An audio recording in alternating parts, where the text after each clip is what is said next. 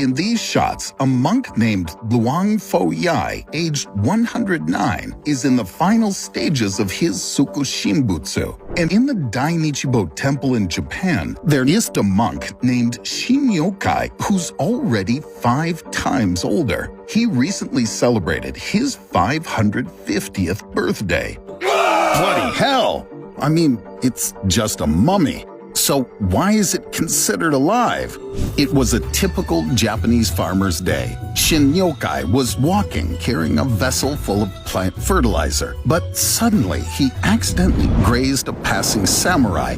Deeply offended and angered, he attacked the poor man. Defending himself, the farmer killed the warrior.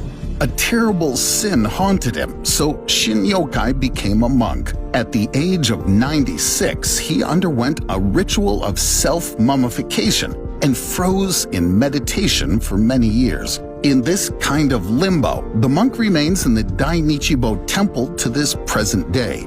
And 550 years is not the limit, because Shinyokai is considered to be still alive. Buddhists believe the monk is in a deep trance.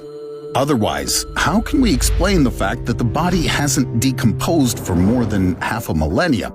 Well, a normal corpse starts to rot after just 24 hours. But how did the monk manage to keep his body in relatively good condition and keep it from decomposing? It's all thanks to Sokushinbutsu. It's a practice of Buddhist monks that involves voluntary self-mummification. It all begins when monks are still alive, but they feel there's little time left. Then they stop eating barley, rice, beans, basically all the products that contribute to weight gain. The monks go on to a diet called Mokujikigyo, literally meaning eating a tree. This special diet consists of whatever is predominantly found in a nearby forest, such as tree bark and roots, nuts and berries, and even pine needles. Even river stones were found in the stomach of one of those mummies. And that's the first secret. This type of food strips the monks of their body fat and muscles. The body loses nutrients and moisture.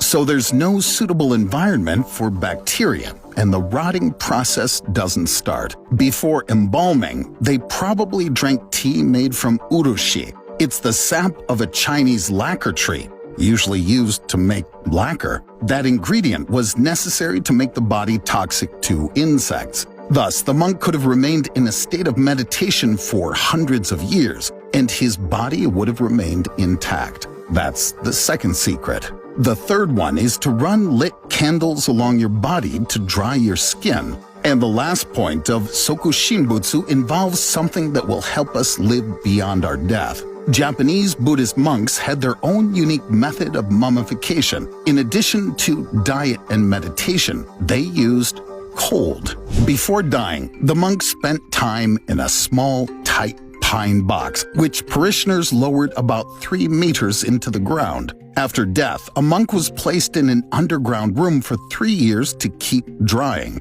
The body became a statue frozen in prayer. This method is also used in cryonics, which involves having your body and brain frozen. All this is done with the expectation that a person can be revived after freezing. This is done by substituting blood with special solutions so that it doesn't turn to ice when frozen. In the United States, 143 companies are involved in cryogenic freezing, and the market volume is estimated at $1 billion. The primary purpose of this procedure is to freeze life in your body. Maybe in 100 years, your body can be rejuvenated or cured using nanoparticles and nanobots. But the monks greatly simplified their biological needs, which might have allowed them to be so well preserved, but not alive. Forensics concluded that Shinyokai is dead.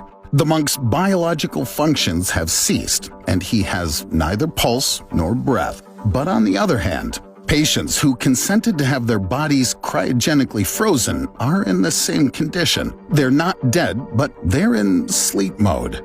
What if the dead monk could be brought back to life just like a frozen person? The same opinion is shared by Buddhists. They believe the monk went through Sokushinbutsu to wake up from his sleep. It was not for nothing that the special mummification technique kept Shin Yokai's body intact for 550 years.